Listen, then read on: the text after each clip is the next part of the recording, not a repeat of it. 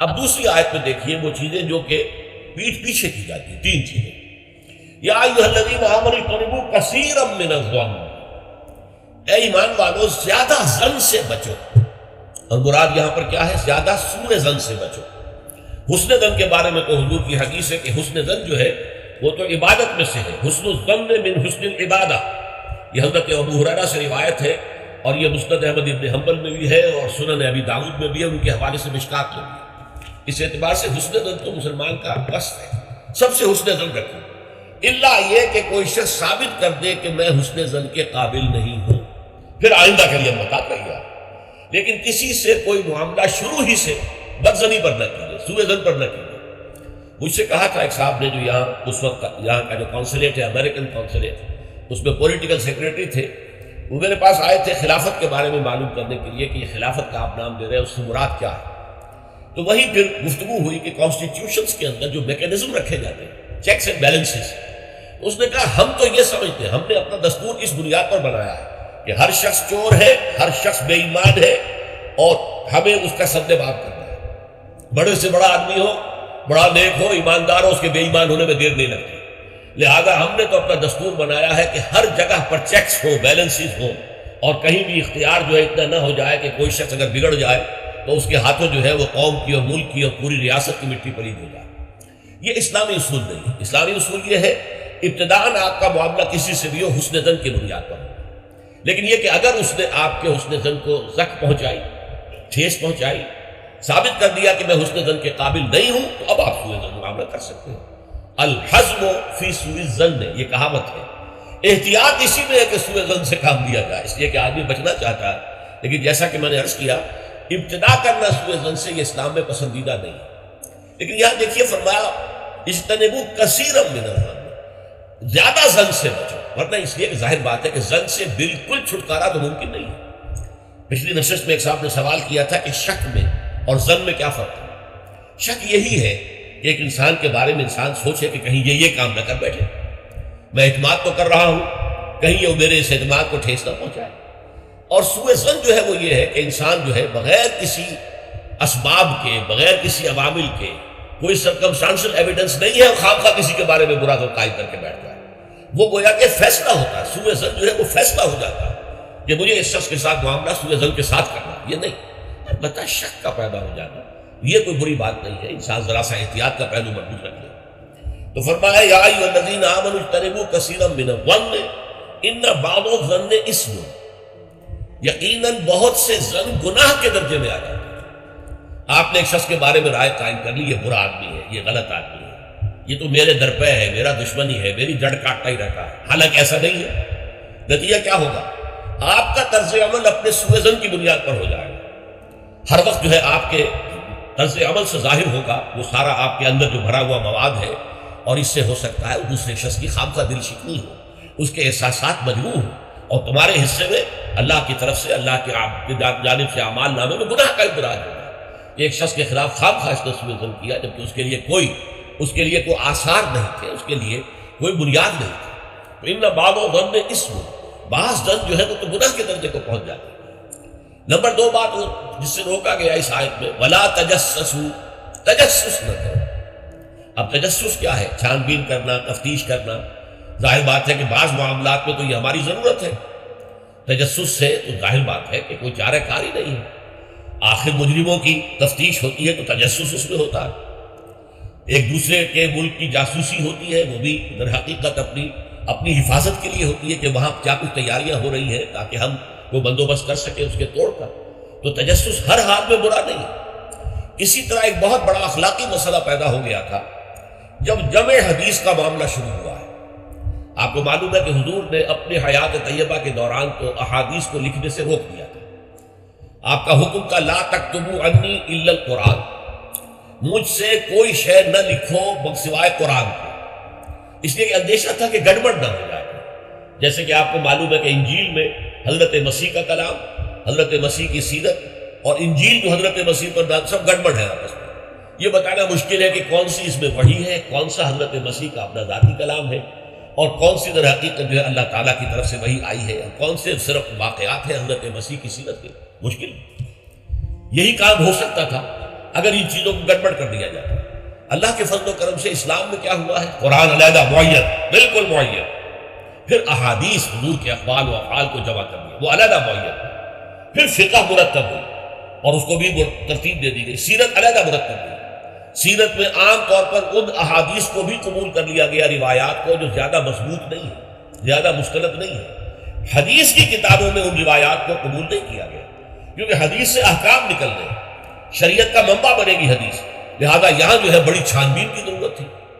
تو جب محدثین نے یہ چھان بین شروع کی راویوں کے بارے میں، فلاں شخص نے فلاں سے روایت کی، اب وہ جاتے تھے اور پتہ کرتے تھے ماحول میں اس شخص کا کردار کیسا ہے، اپنے ماحول میں اسے کیسے پہچانا جاتا ہے، ایک نیک اور شریف اور سچے انسان کی حیثیت سے یا جھوٹے اور دغاباز انسان کی حیثیت سے، اس کے لیے تفتیش کرتے تھے۔ کیونکہ اگر اس کا کردار اچھا نہیں ہے، اگر اس کی شہرت اچھی نہیں ہے، تو پھر ہم اس سے حدیث نہیں سنیں گے۔ کیا پتا اس نے اس حدیث میں ملاوٹ کر دی، کیا پتا اس نے خود اپنی جی سے پھڑ لی، تو یہ احتیاط کی گئی۔ اس پر بعض لوگوں نے جو درویش قسم کے تھے، نیک لوگ تھے، انہوں نے کہا یہ تم قرآن کے خلاف کر رہے ہو، لا تجسس، قرآن تو کہتا ہے کہ تجسس مت کرو، لوگوں کے حالات کی تفتیش و چھان بین نہ کرو۔ تو جواب دیا گیا نہیں، یہاں یہ در حقیقت ایک دینی ضرورت کے طور پر، اور جواب بھی اسی صورت سے دیا گیا، وہ جو آیت ہم پڑھ چکے ہیں، یا ایھا الذین آمنوا ان جاءکم فاسق بنبأ فتبینوا ان تصیبوا قوما بجہالۃ فتصبحوا علی ما فعلتم نادمین۔ یہ آپ کو معلوم ہے کہ یہ آیت نمبر 6 ہے اسی سورہ مبارکہ کی، ہم پڑھ چکے ہیں۔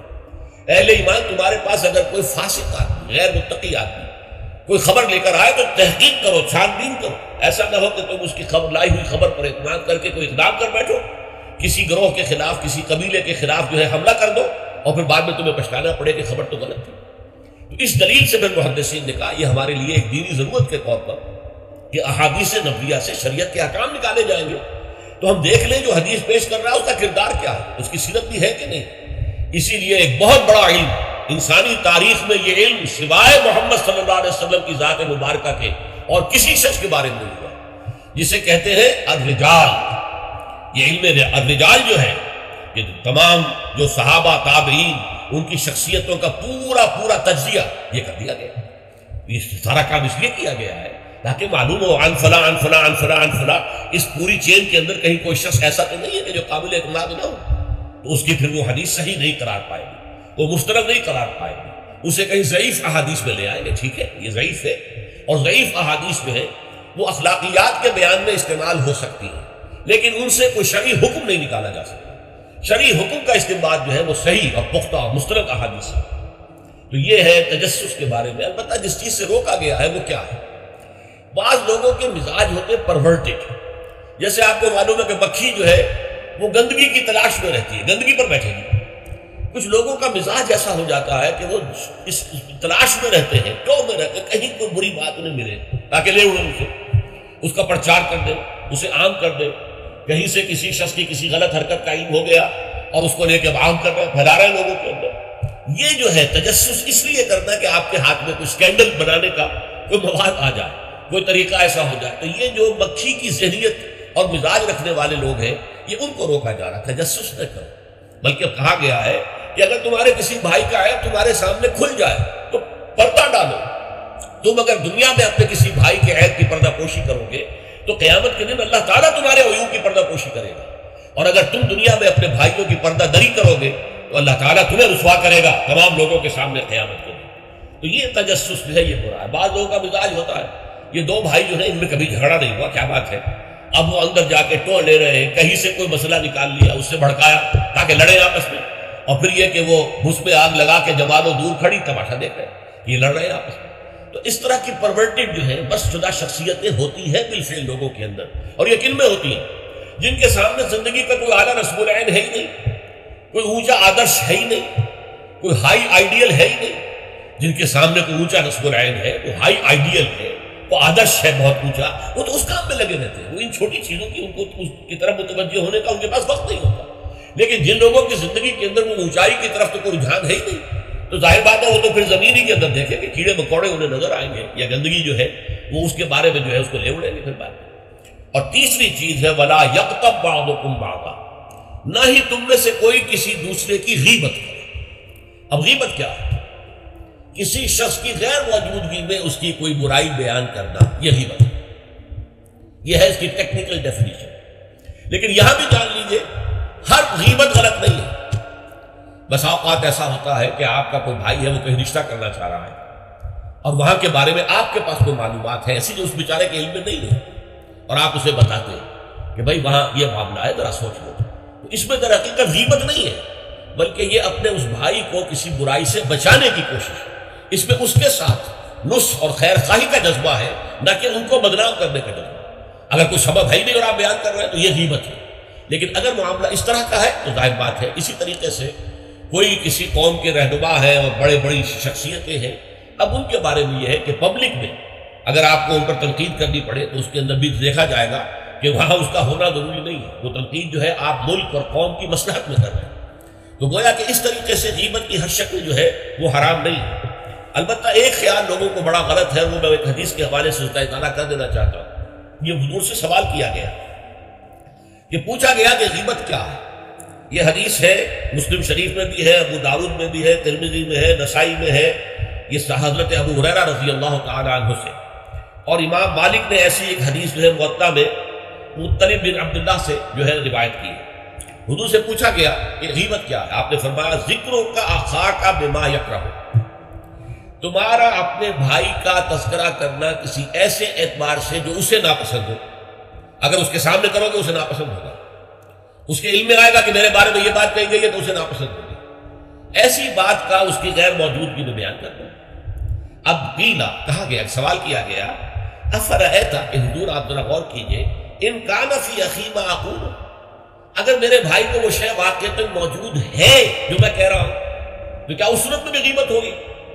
قال فرمایا حضور نے، غور سے سنیے، ان کان فیہ ما تقول فقد اغتبت، اگر تو اس میں وہ برائی ہے جو تم کہہ رہے تو تم نے غیبت کی، وَإِن لَمْ يَكُنْ فِيهِ، اور اگر نہیں ہے اس میں وہ شے اور تم پھر بھی کہہ رہے ہو ما تقول فقد بہتہ، تو تم نے اس پر بہتان لگایا، یہ تو دوہرا جرم ہو گیا، اس میں کوئی خرابی نہیں ہے، برائی نہیں ہے اور آپ بیان کر رہے ہیں تو یہ تو بہتان ہے۔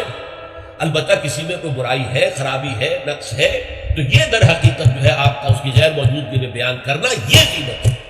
تو اس اعتبار سے غیبت کی جو برائی ہے اس کو اچھی طرح سمجھ لیجئے، اور یہ ہمارے معاشرے کے اندر بہت پھیلی ہوئی ہے یہ، بلکہ یہ کہا جاتا ہے، صحیح کہا جاتا ہے کہ وہ کئی کورسز کا ڈنر ہونے کے بعد جو ہے پھر جب گفتگویں ہوتی ہیں تو معلوم ہوتا ہے کہ سب سے زیادہ لذیذ ڈش جو ہے وہ ایک دوسرے کی غیبت ہے۔ اور ہوتا کیا ہے، شادی کا کہیں پر مجمع لگا ہوا ہے اور جو ہے وہ ابھی بارات نہیں آئی ہے یا کوئی اور مسئلہ ہے، بیٹھے ہوئے ہیں، تو جب 3 آدمی بیٹھے ہوں گے تو کسی اور کی غیبت کریں گے، اور جب ان میں سے ایک اٹھ کے چلا جائے گا تو اب یہ دونوں اس کی غیبت کریں گے۔ یہ ہمارے معاشرے کا عام نسخہ ہے، یہ ہمارا جو ہے یہ گویا کہ سب سے زیادہ ڈیلیشس ڈش جو ہے وہ غیبت ہے۔ تو اس کے لیے شدت کے ساتھ روکا گیا، اور اس کے لیے جو پھر تمثیل دی گئی ہے، اَيُحِبُّ أَحَدُكُمْ أَن يَأْكُلَ لَحْمَ أَخِيهِ مَيْتًا فَكَرِهْتُمُوهُ، کیا تم میں سے کوئی شخص اسے پسند کرے گا کہ وہ اپنے مردہ بھائی کا گوشت کھائے، تو اس پر تو تمہیں گھن آ گئی، تمہیں بہت برا لگا، کوئی شخص گوارا کرے گا کہ اپنے مردہ بھائی کا گوشت کھائے۔ لیکن سوچئے کہ ایسی تمثیل کیوں دی گئی؟ یہ اللہ کا کلام ہے، بغیر کسی ربط کے تمثیل اور تشبیہ جو ہوتی ہے کسی ربط کی بنیاد پر ہوتی ہے نا، ورنہ تشبیہ اور تمثیل کا فائدہ کیا ہوتا ہے؟ ربط کیا ہے؟ جیسے ایک مردہ اپنے دفاع پر کے قابل نہیں ہے، آپ ادھر سے بوٹی کاٹ لیجیے، ادھر سے بوٹی کاٹ لیجیے، پڑا مردہ ہے، آپ پوری اختیار کے ساتھ جہاں سے چاہیں اس کی بوٹی اڑا لیں۔ اگر وہ زندہ ہو تو وہ ہاتھ لگانے دے گا آپ کو جسم کے اپنے کسی حصے کو۔ بعین ہی یہ معاملہ ہے، آپ کا بھائی موجود نہیں ہے اور آپ اس کی عزت پر حملہ کر رہے ہیں، مانوی شخصیت پر حملہ ہے۔ اس جسم کی نسبت مانوی شخصیت زیادہ قیمتی ہے، زیادہ اہم ہے، آپ اس کی مانوی شخصیت پر، اس کی عزت پر حملہ کر رہے ہیں، اور وہ قادر نہیں ہے دفاع کرنے پر۔ اگر وہ ہوتا اور بات کرتے، اور یہ چیز پسندیدہ ہے، اگر آپ پبلک کے اندر اس کے منہ پر کہیں بات تو معلوم ہوگا، بلکہ اس میں جو پسندیدہ ترین بات ہے وہ یہ ہے کہ کسی بھائی کا کوئی عیب ہے، علیحدگی میں جا کر بتاؤ، بھائی تمہارے اندر مجھے یہ نقص نظر آ رہا ہے، برا نہ ماننا، میں نے تمہاری اصلاح کے لیے کہا ہے، مجھے تم سے کوئی قد نہیں ہے، دشمنی نہیں ہے۔ یہ نہایت پسندیدہ بات ہے، اس کو کہا گیا المسلم و مرآۃ المسلم، ایک مسلمان دوسرے مسلمان کے لیے آئینے کے مانند ہے۔ جیسے آپ آئینہ دیکھتے رہے، یہاں کوئی داغ لگا ہوا، دھبا لگا ہوا، آپ اسے دھو دیتے، ہٹا دیتے، اسی طریقے سے ایک مسلمان کو اپنے مسلمان بھائی کے لیے آئینے کے مانند ہونا چاہیے کہ وہ اسے اس کی خرابیوں پر، اس کی برائیوں پر مطلع کر دے۔ لیکن یہ اطلاع جو ہے یہ ہوگی خلوص کی بنیاد پر، خیر خواہی کی بنیاد پر، اسے ذلیل کرنے کے لیے نہیں، اسے بدنام کرنے کے لیے نہیں، بلکہ یہ کہ اس کے سامنے علیحدگی میں تنہائی میں بات کی جائے، البتہ اس کی غیر موجودگی میں بات کی جائے وہ غیبت ہے، اور وہ بالکل صحیح تمثیل ہے جو قرآن نے استعمال کی، صحیح ترین تمثیل۔ ایحب احدکم ان یاکل لحم اخیہ میتا فکرہتموہ، کیا تم میں سے کوئی شخص پسند کرے گا اپنے مردہ بھائی کا گوشت کھائے؟ بالکل اسی طریقے سے وہ تمہارا بھائی جو محفل میں نہیں ہے، وہ اپنی عزت کے دفاع پر قادر نہیں ہے، اگر وہ ہوتا تو کہتا بھائی آپ غلط کہہ رہے ہیں، آپ کو مغالطہ ہوا ہے، بات یوں نہیں تھی یوں تھی، وہ ایکسپلین کرتا، وہ اپنا دفاع کرتا، وہ اپنی شخصیت کا، اپنی عزت کا تحفظ کرتا، لیکن وہاں نہیں ہے تو وہ تو اپنے تحفظ پر قادر نہیں ہے۔ لہذا یہ غیبت در حقیقت معنوی سطح پر وہی شے ہے جو مادی سطح پر کسی مردہ بھائی کا گوشت کھانا ہے۔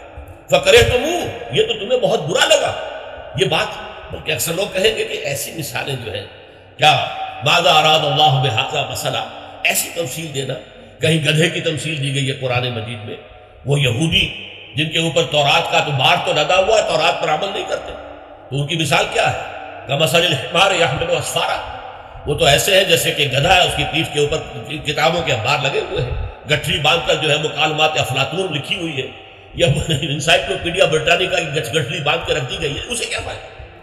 اسی طرح سورہ اعراف میں کتے کی مثال دی گئی ہے، کہیں بچھڑ کی مثال دی گئی ہے، کہیں بکری کی مثال دی گئی ہے، تو مثالیں جو ہوتی ہیں وہ معنوی رب کے اعتبار سے ہوتی ہیں، یہ نہیں دیکھا جاتا کس چیز کی مثال دی جا رہی ہے، جس چیز کے لیے مثال دی جا رہی ہے، مشبہ لہو اور مشبہ بہی، کس چیز کے ساتھ تشبیہ دی جا رہی ہے، کس لیے دی جا رہی ہے۔ ایحب احدکم ان یاکل لحم اخیہ میتا فکرہتموہ واتقوا اللہ، اللہ کا تقوی اختیار کرو، اس لیے کہ سارے احکام کی روح جو ہے وہ تقوی ہے۔ احکام دھرے رہ جائیں گے، رکھے رہ جائیں گے، کتابوں میں لکھے رہ جائیں گے، اگر اپنے اندر تقوی نہیں ہے، برائی سے بچنے کا ارادہ نہیں ہے، اللہ کے عذاب سے بچنے کا مستقل پختہ مصمم ارادہ نہیں ہے، تو کوئی فائدہ نہیں چیزوں کا، بھینس کے آگے بین بجانا ہو جائے گا۔ واتقوا اللہ ان اللہ تواب رحیم، اللہ کا تقوی اختیار کرو، اور دیکھو اللہ بہت توبہ کا قبول کرنے والا ہے اور بہت رحم فرمانے والا ہے۔ تو دیکھو اگر تمہارے سے یہ خطائیں ہو رہی ہیں، تمہاری شخصیت کے اندر اگر یہ خرابیاں ہیں، تم ان برائیوں کے عادی ہو، تو ان سے اپنے آپ کو پاک کرو، صاف کرو، توبہ کرو، اور اس میں امید دلا دی کہ اللہ تعالیٰ بہت توبہ کو قبول فرمانے والا اور رحم فرمانے والا ہے۔